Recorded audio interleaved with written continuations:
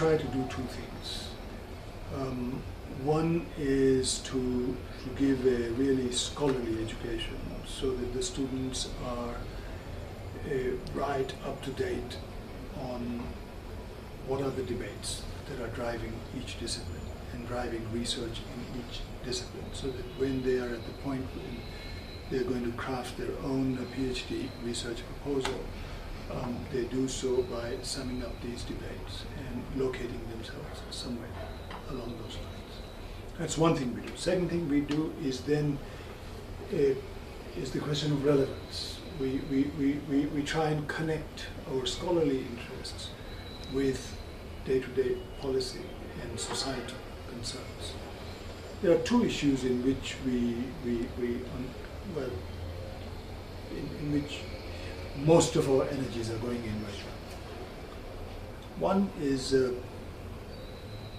question of violence in public life. It's the question of how to think this violence, whether to think of it as criminal or whether to think of it as political. And depending on how you think of it, what is the most appropriate antidote to violence?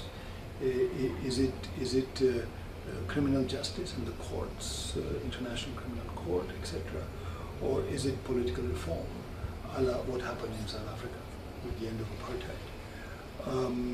And we look at the Ugandan experience. I mean, you know, the north of Uganda as opposed to the south of Uganda in 1986, as opposed to Mozambique, Frelimo in Mozambique. So this is one issue, which is sort of our link with policy. Another issue on which we link with policy is land, the land question, and forms of tenure. Land as a source of livelihood versus land as a basis for development and progress, because those two lines of thinking give you two very different sets of policies.